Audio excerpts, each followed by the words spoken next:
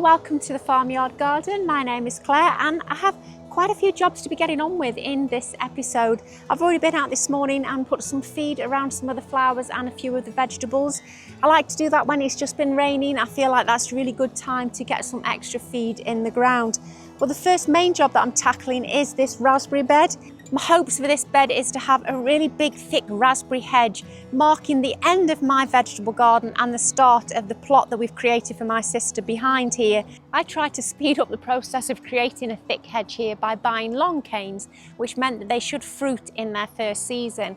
But really it was not quite the right time to be planting them. Although I planted them on the day that they arrived, it was a little bit late in the season for bare roots, which means these canes have been putting all of their energy into trying to create fruit for this first season, opposed to getting themselves set in the ground and putting on some good root growth, which means that a few of these canes are failing. So what I've decided to do to help these canes along is to plant well-established raspberry plants in this space to just fill it out a little bit and take the pressure off these.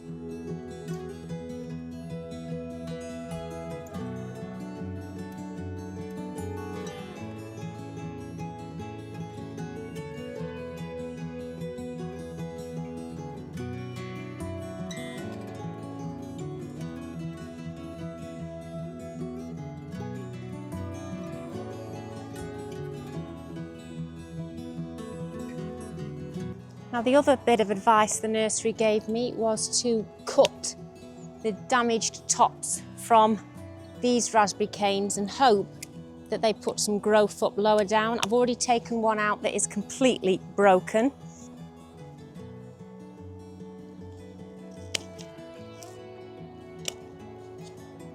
Right. Now I just need to support them.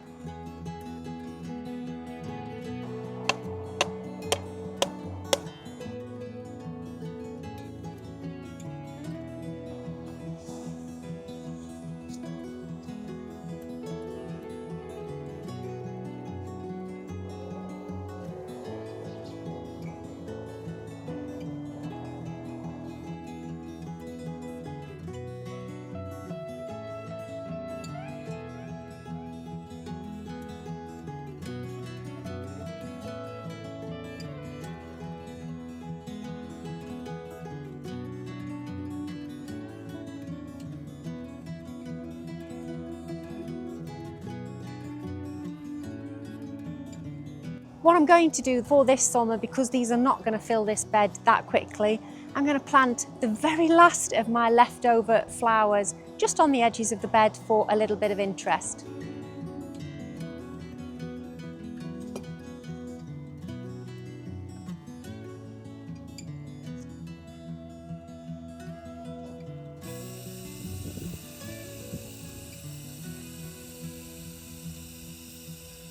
I'm really quite pleased with how this has turned out. It has been quite windy and it does seem to be holding them quite upright now, so they have adequate support for now, but I realise that I'm going to need a more permanent structure as this grows and develops. Now, talking of things that need a more permanent structure, the goji berry certainly does as well. This obelisk is nowhere near big enough for this goji berry. Now, these can be trained to fan along a trellis, so what I will probably do is build a bigger trellis that goes all the way across these beds and tie this to it. But for now, because I haven't done that for this year, what I think I'm going to just do is take this off, because I can use this to put some smaller peas against, and then just put some bamboo canes in and get it fixed to those. I don't want it to get any bigger if it's going to get damaged by removing this. Oh, there we go. And now I don't have any really tall green canes at the moment, but I have these. They're still tied together from last year, actually. So I'm going to put these around it for now.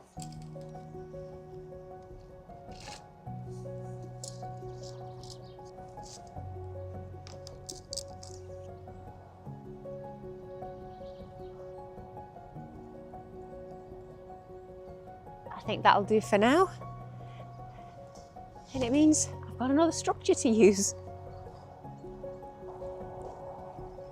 And I think I'll probably put this one in this bed somewhere.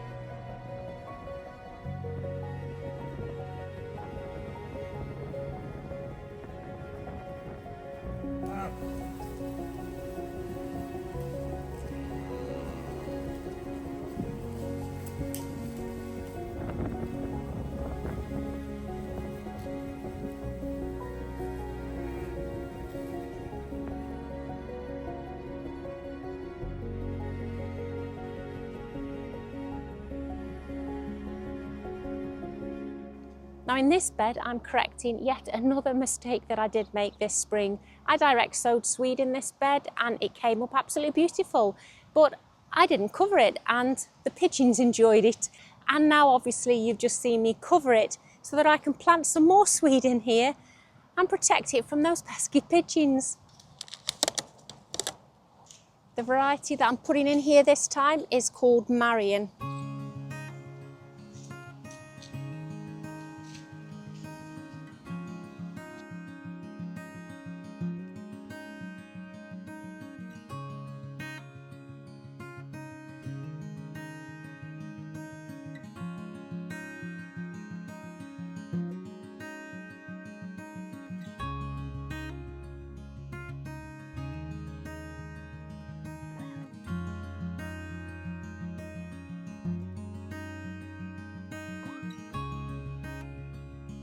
And I haven't got a bed to peg it to on this end because obviously I've got my sunflowers next to it. So I'm just wrapping it in a piece of wood just to weight it down this side.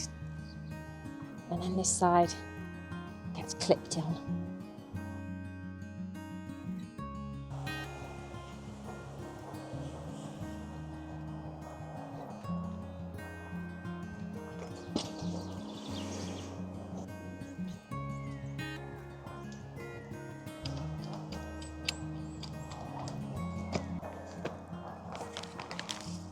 Next thing to plant out are some dwarf French beans. This variety is called Tender Green.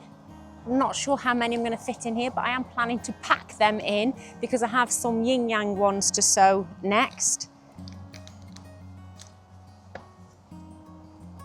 And I've already put some more hoops up here because of those pigeons.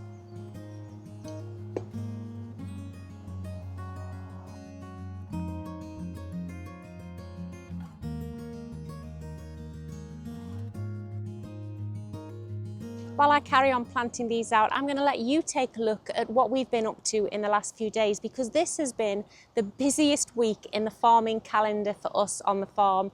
It's silage making time.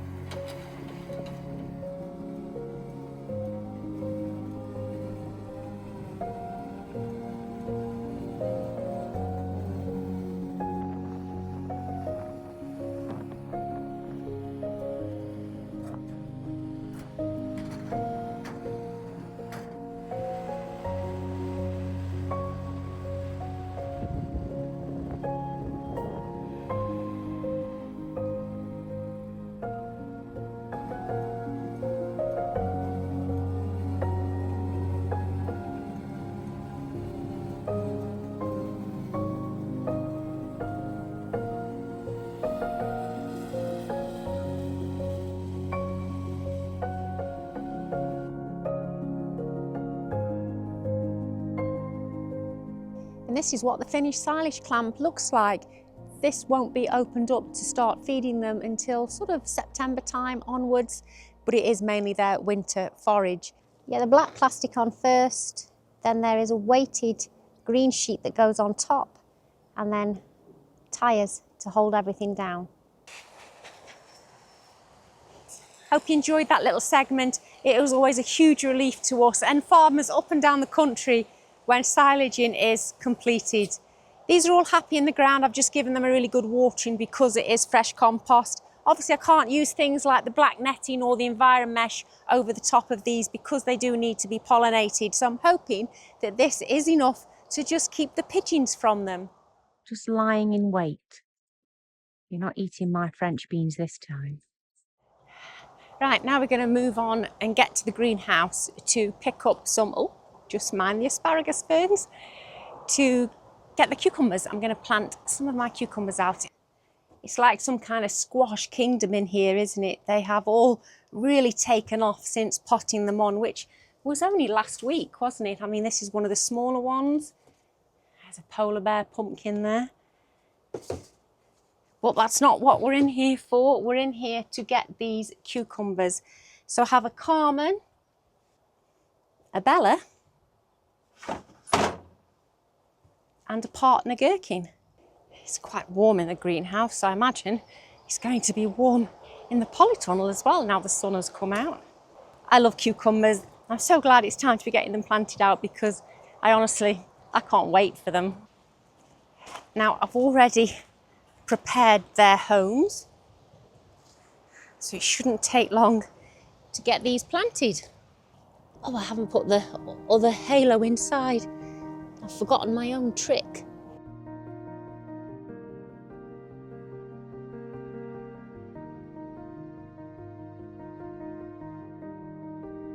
Oh, I love smelling the roots of a cucumber plant because they smell of cucumbers.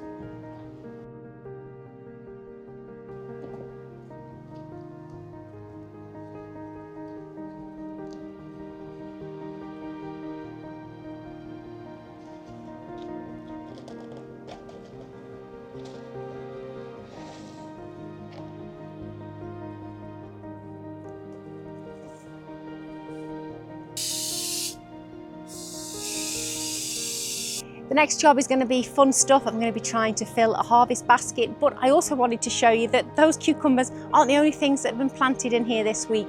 I've also brought the second loofah out, and look at it, this one even has already pollinated loofahs on it. Absolutely brilliant, and I'm so pleased to have gotten both of those loofahs out without suffering any damage.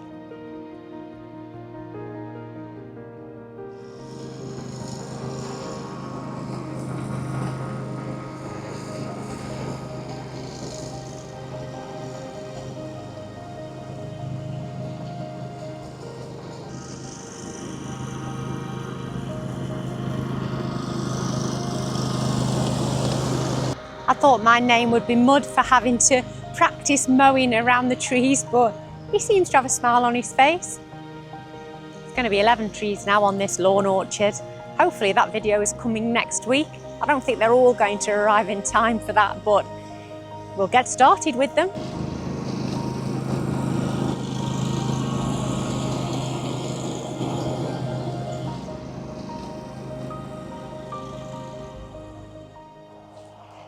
I think as good a place as any to start would be here with these broad beans. This variety is called Aqua Dolce. And if I remember rightly last year, I didn't like ripping them off, I kept breaking them. And I'm looking for ones that are pointing a bit more downwards than the others. Oh, look at those.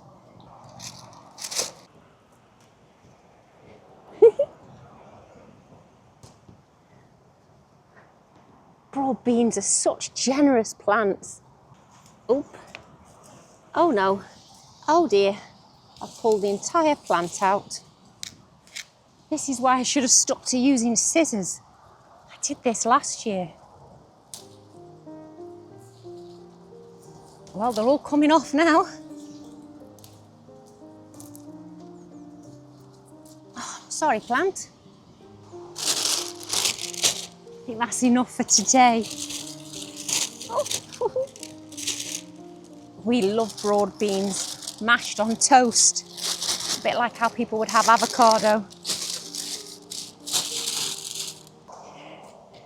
That's an exciting start. Oh look, this is when I find all the trowels I've lost.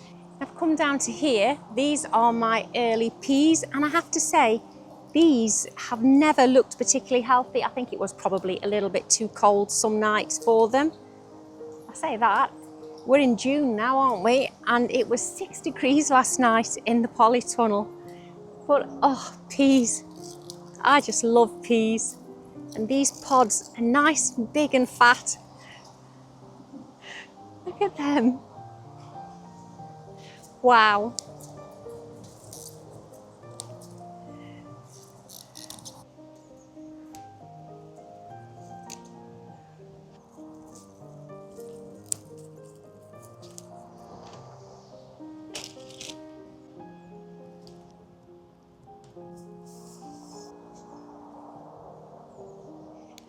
Now in this bed we have this absolutely brilliant cabbage to harvest. I mean, look at it, it's absolutely amazing.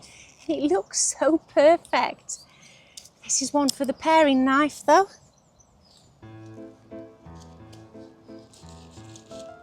She says.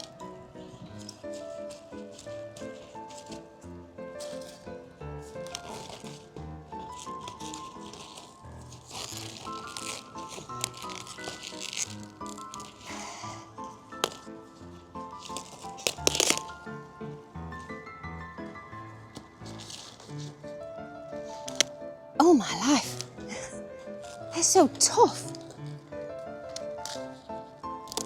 Oh, have I got you now?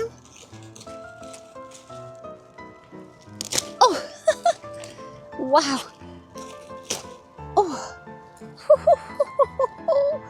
look at that. I am absolutely thrilled with that. What a cabbage. I absolutely adore cabbage. It's one of my favourites. So I can't wait to get that on my dinner tonight. What a beauty. Now if I just move along to the garlic bed, I am not ready to harvest all of my garlic at the moment, but there is a bit of an anomaly at the end of the bed, so I'm going to harvest a couple and I'll show you why. Now this one here is shop-bought Germador garlic, and whilst this doesn't look very big on the stem, it's actually a soft neck, so it should not be producing a scape, which is telling me something's not quite right with it. So I'm going to just pull this one up. Oh, wow. I was not expecting garlic that big because the stem wasn't very big. Wow. Wow. I'm speechless. Wow. Well, anyway, I've pulled it up because it shouldn't have a scape on. But that's amazing. And just for good measure, I'm going to pull this one up that's next to it, just so that I can give this nasturtium a bit more space as well. But also, that we can get a bit of cooking done. Oh! Look at that. Oh. Wow. Amazing. I'm really pleased with that. Really pleased with that. I've got high hopes for the rest of the harvest now.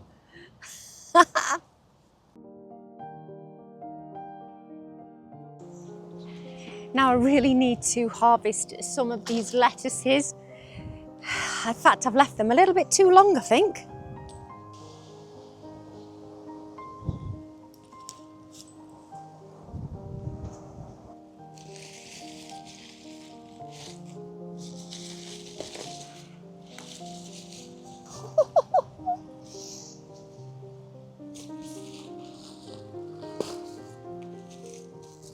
They look so pretty. This variety is all year round. Now if I've picked a lettuce, I can't not pick radishes to go with it. Oh! Look at the size of that! Oh my life! I've never grown a radish that big before.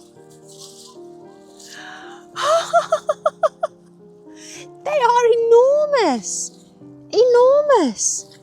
There's another variety in here somewhere as well. Let's see if I can get a couple of those. Oh, oh, that's not so big. Still looks gorgeous though. Wow. Look at those. They are impressive, aren't they? I like this variety. I can't remember what it was called now. The big one is called, oh, just rainbow mixed. Wow. I'm very pleased with those.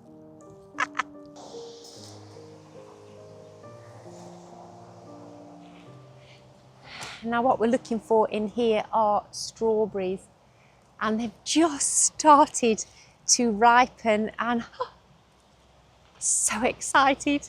They haven't looked the best, to be honest, so I'm quite pleased that they're actually producing something. Let's go around and see how many there are. Oh, these are only little ones. What variety are you? Flamenco. These are the ever-bearing.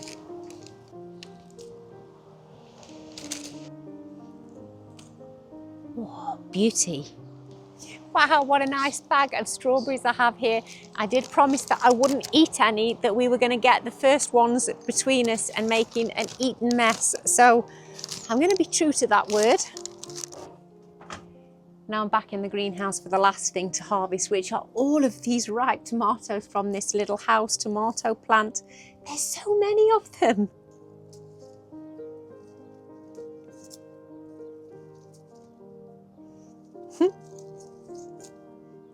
How many is there?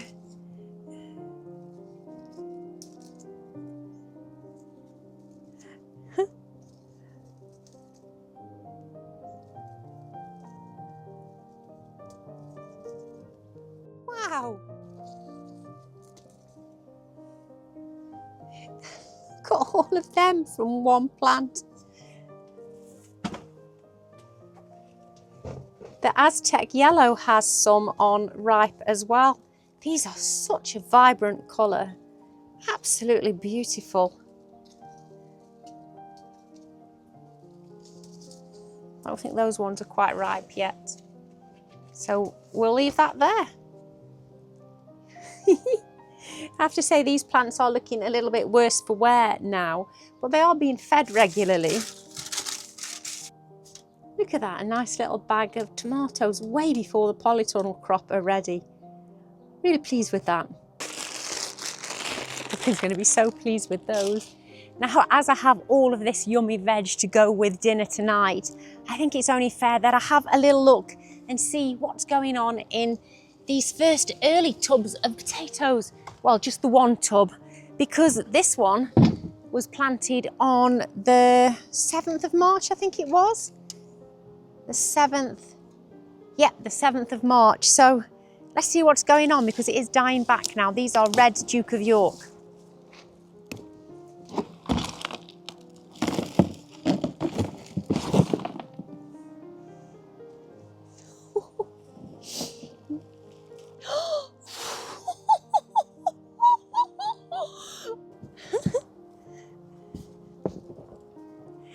How exciting. Oh, wow. Look at them, aren't they beautiful? I've never grown red Duke of York before, but they are absolutely beautiful potatoes. Still they come. This is amazing. This is why we do it. This is why we put ourselves through all of the hours, all of the backache, and all of the heartache when things eat our crops. Because every now and then, things just go right and we are rewarded. The garden has been very generous to me today. What a way to end a video. Look after yourselves. I'll catch you next time.